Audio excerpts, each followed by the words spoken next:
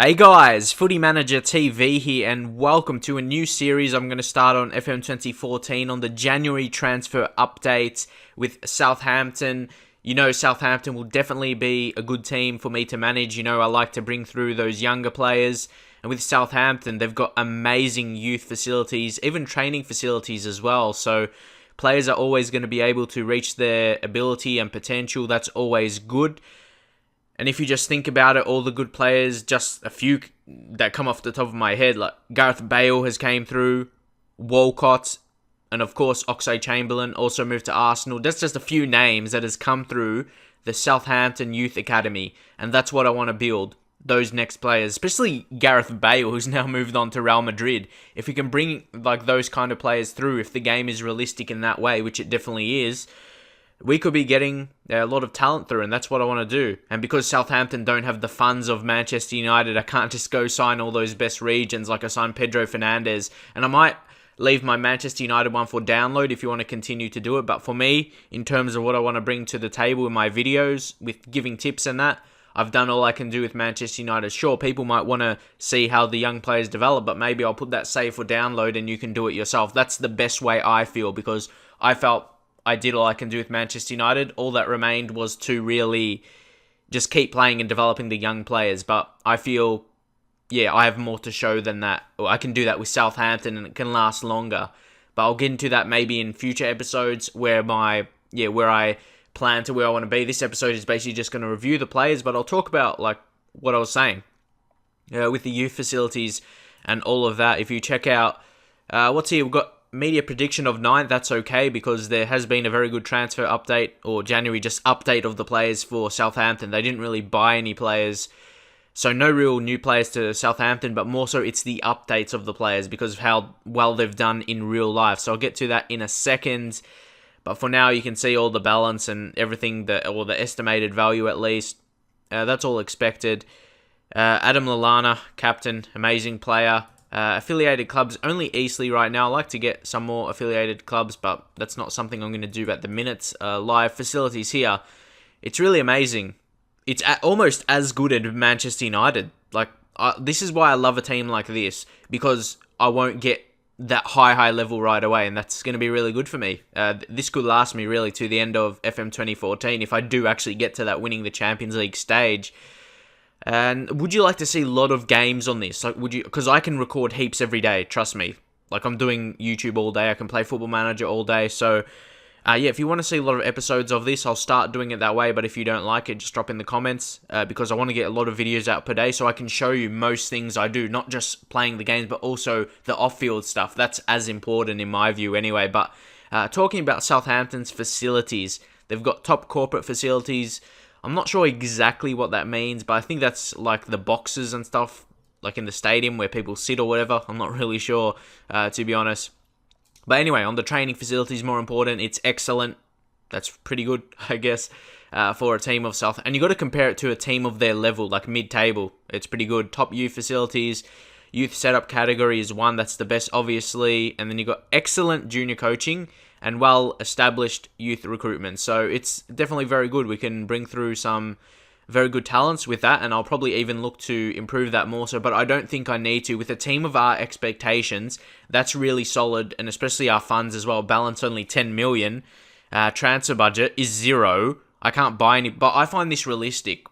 Sort of how I don't want to buy players with the budget. I'm happy, I can use the team like they have in real life, then maybe buy some players in January if I get funds or something, not really sure, but I can definitely understand why there's no transfer budget. It makes it a bit realistic that way. I can play with their team, the actual team they have in the first season, but the thing is, I probably need a winger. I need an extra winger for the way I want to play, but who knows, I can teach Lana can play wide, Ramirez can play wide. I'm not sure if Gully de Prado is the required talent, but I won't get to that in a minute. I'll get to that now. I showed you the facilities and it looks really good. That's what I mean for a team of this level. Originally, I would want to improve that, but the balance, like you saw there, is not great. It's only 10 million, so I'm not going to be spending a lot of money on that, especially we have 0 transfer budget. I want to be buying players next season, of course, so I want to save as much money as possible. And yeah, as I said, it's good for this level, so I don't need to try and improve the training and all of that. So here, I might even start the transfer list on players. I'm just going to go through them, give you my initial thoughts. Artur Boruc. This guy's a great keeper, but he is 33. That's only going to be a downside for him. He's going to be declining, but for now, he's going to be a decent keeper. We'll check out coach reports, and I like this because I like all these Spanish coaches, and obviously that's what they have in real life because of their manager, which I like. I like to bring through Spanish players, good technically gifted players, but this guy's actually a really good assistant manager.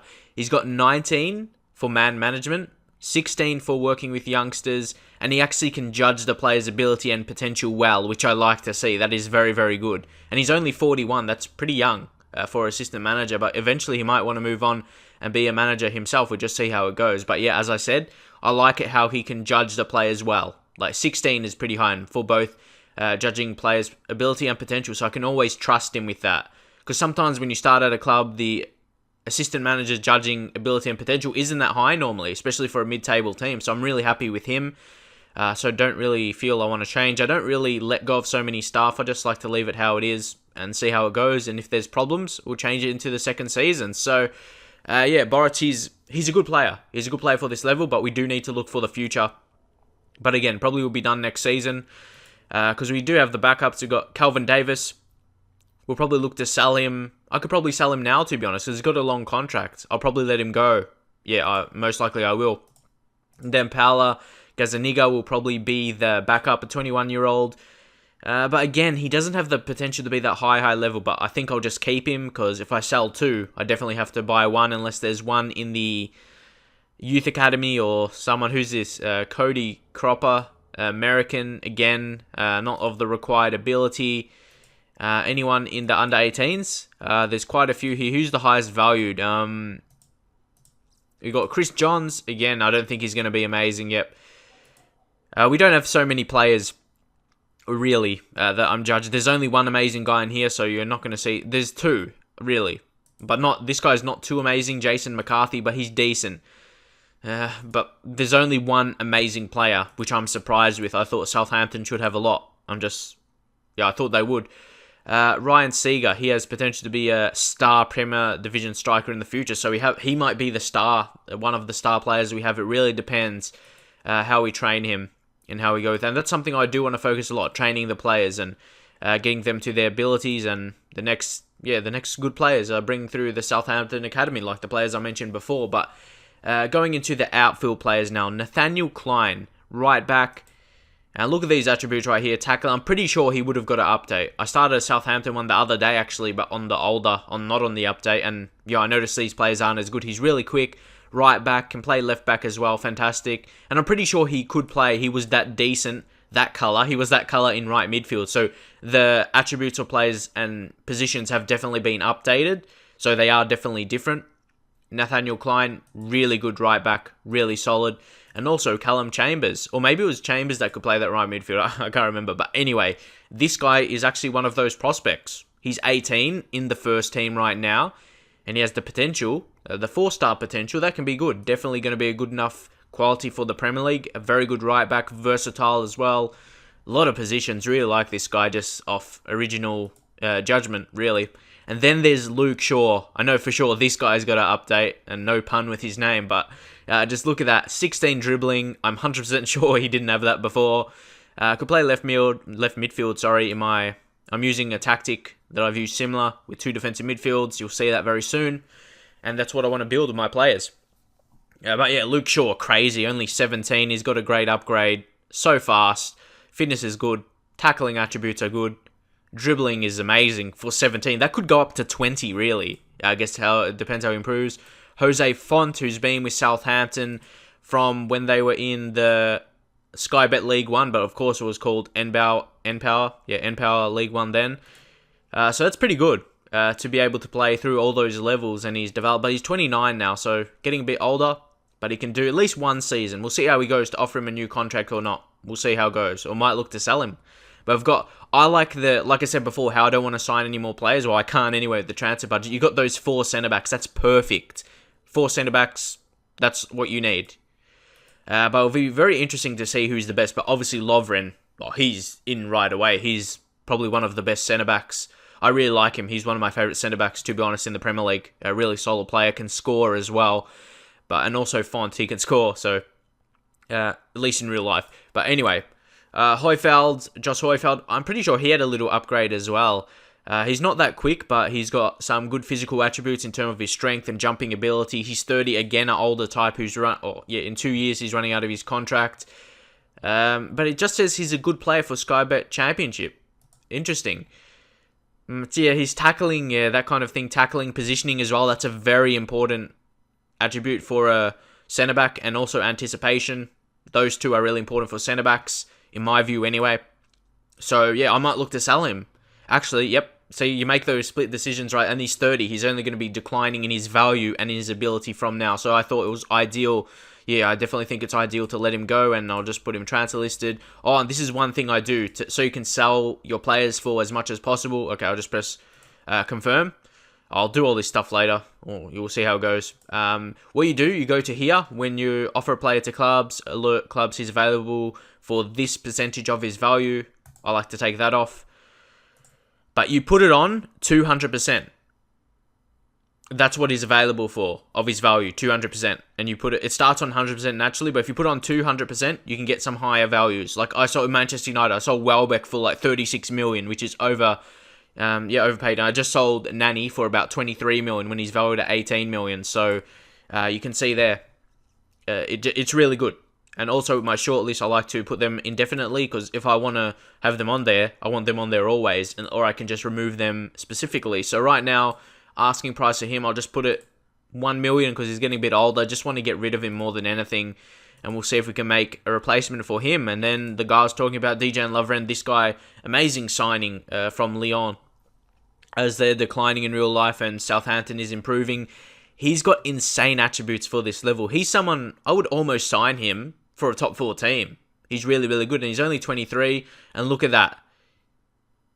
Jesus Perez believes Lovren can improve significantly in the future. So he's this good already, but he can improve significantly. That's crazy. He's going to be amazing. He's quick, he's strong, good in the air. Amazing centre-back. I'm really going to like this guy, using him in my team. And also my Yoshida, the Japanese international player. He's decent. He's not amazing. He's one of those average players. You know, those players have a lot in those greens there. You have the 14s, the 13s, the 12s, whatever.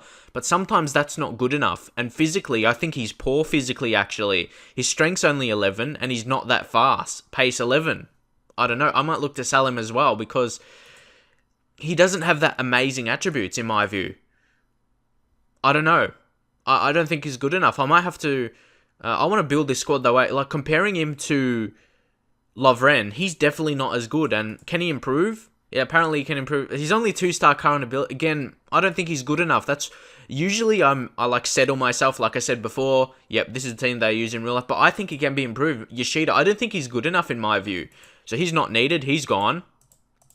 I hate those, well, not hate them. I've done a lot of simulating into the future, and I notice players with those average attributes and no outstanding attribute, like Lovren has, players like Yoshida, they don't do well in their ratings. That's just what I judge. So, again, I'll probably put him, because he's a bit younger, a bit to grow, I'll put him for maybe about 3 million or 3.5 to see if, or maybe I'll push it up to 4, being a bit hungry there. But, yeah, we'll see what we can get, because I do want to build the squad my way and players that I prefer, to be honest. And also, who's next? Jack Cork.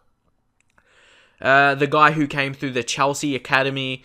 He was there for quite some time. Went out on loan to a lot of championship clubs. So he got that experience, and now he's a good player, good Premier League player, good defensive mid, and can improve a lot as well. He's going to be solid. I like players with good teamwork and work rate, especially in my formation. It just suits it even better. So he's solid. So he's definitely going to be part of the plans. And then there's Morgan Schneiderlin. And when I said before I did one, I actually sold him to Liverpool for like 13 million. I'm not sure if I want to do the same, even though there will be interest. That's the thing. We could probably sell him for the same price I did, maybe around 15 million or something. Could get some decent money, but he's going to be a vital player in my formation, really. 2 defensive midfields. He's going to be one of them, no doubt, along with this guy you see right here, Victor Wanyama. Amazing signing they made in real life. 20 strength. Again, that's going to be perfect. And with that kind of strength, he could play centre-back. He's got good defensive ability. That's what I mean. Comparing him to Yoshida, he's going to be, in the game, he's so much more amazing because of his just intercepting ability. And look at all those high attributes. He could actually play that centre-back. He's tall. He's strong. He can tackle, and those mental attributes that are good. Positioning, very good. He's determined. He's an amazing player. And the thing is, his passing isn't great. So that's another reason why I might want to push him back to centre-back instead of a midfield position, because he's not that great passer. That's just my view anyway. So he's definitely part of the plans. And this younger player, Lloyd Isgrove, is in the first team for some reason. I don't think he should be there. He's not good enough for the level currently and doesn't really have the potential to be at this level. Only a decent Premier Division left winger. I don't think that will be good enough in my view. So he's going to be dropping back into the under-21 squad. Even we need that kind of player in the team. It just, it's not of the quality. So he's going to be pushing back, or just remove him from the position so he can go. I guess when I simulate a day, he'll move on. Stephen Davis, who's actually wanted by the team, but he's a really good player, good passer. But if I could get an offer for him, I would sell, because I believe he's not in the position we want. I want really strong defensive midfielders. And attacking players, I need them to play wide as the wingers. So he doesn't really fit into that. Like Lallana and Gaston Ramirez, you think they'll be better as central attacking midfielders, but I believe... I don't know, I could change my formation, but yeah, it just doesn't suit. I'm happy with my formation. One I used in the first season of the United, with a bit of changes, I guess. But I'm just going to originally offer him to a club. Norwich is interested. So what's his value at? See, it shows double, 200%. But anyway, he's at 4 million and do 5 million off of the clubs. That's above his value. He's 28, and we'll see if that gets accepted or not. But definitely a guy here, James Ward-Prowse, so he could play that defensive midfield, and he's got to upgrade for sure as well. Look at those attributes. He looks really good. So if people were wondering about Manchester United as well, I will be doing this instead if you didn't get that. That's why I said I might upload it for you to download so you can continue it yourself, because I built the base for people to continue on with it, whether it be a manager in the game if I resigned, or if I upload the save for people to play. I've built it. I've built the base for anyone to improve on, and you can only do well from there. You cannot ruin United from what I've done, really. But anyway, James Ward-Prowse, if he was amazing before, he's doubly amazing now.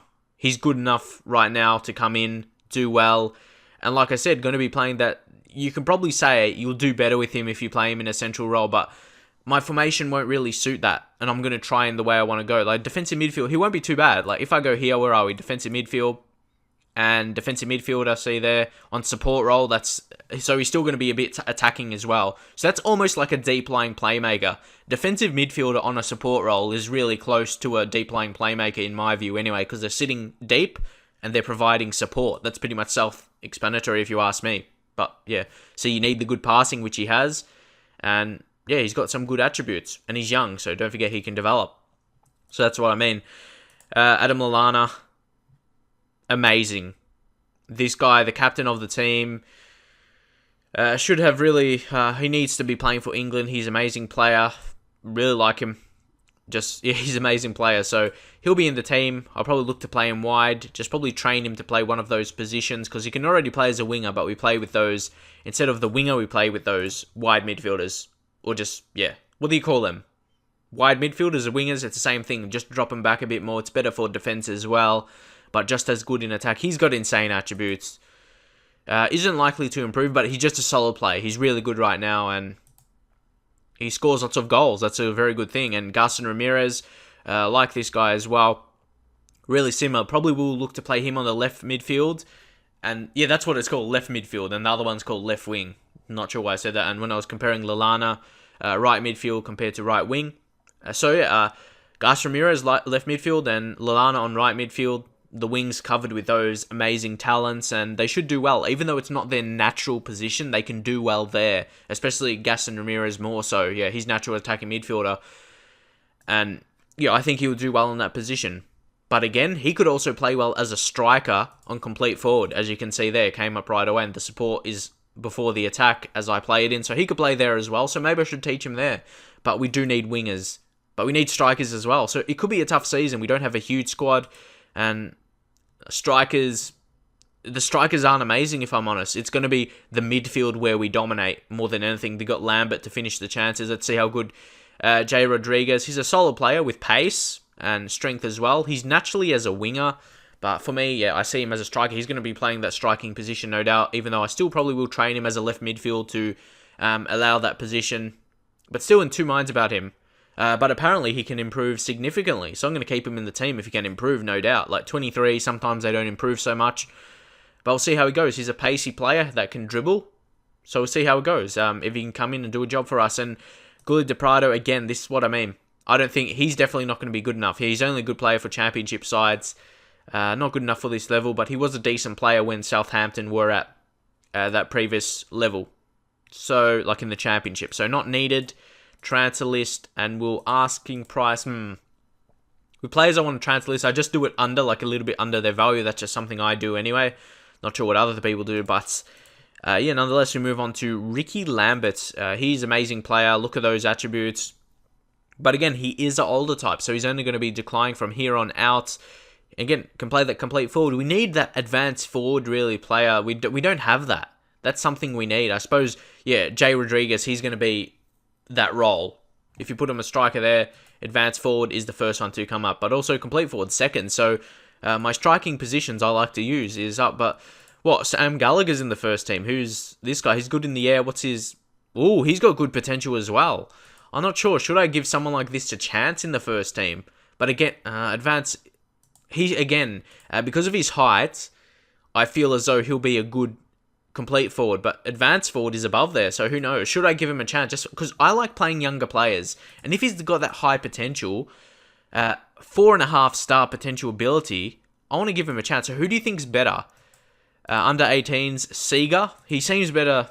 Seager doesn't seem as good, so he's only 4 star, even though they both said they're going to be a star. His strength is 3. That's not good enough for Premier League level. He'll get killed in the Premier League when your strength is 3. But this guy's better. He's a taller striker, and he's not that slow as well for that kind of height. He's good in the air. Should I give him a chance? Of course, his current ability is only a leading player for a Sky Bet League 1. But when you're a leading player at a Sky Bet League 1, that means you'll be a good player in the championship, of course. Because if you dominate in a below level, that means you'll be a good player in the next level, in my view anyway. But he's decent. If I give him the game time, he could reach his potential and be a decent player for me, because we do desperately need advanced forward, and he could actually play that role. His finishing's decent, he's good in the air, and again, he's not slow. He still can improve in that level. For a player of his height, he's actually got decent pace. Usually it'll be below 10. Jumping's really good. So he's 194 centimeters already, and he can jump is 16. Jumping reach is 16. Heading, he's going to be crucial in the air. Get the headers on for him, and he'll find the back of the net. So high hopes for him to develop into a young striker. See, he's not a regen or anything. He's just a player naturally in the team. So if you want to see me give him some chances, because the thing is right now, we've got 0 transfer budget. I suppose we've got a bit of wage budget. We might be able to make a free transfer. If there's any good frees, drop in the comments in the update. I'll see how it goes. I might need to make a signing there, because if you saw a Gulli de Prado as well, what's that? We've got Jay Rodriguez isn't even a natural striker in the game, even though to me he does play striker in real life.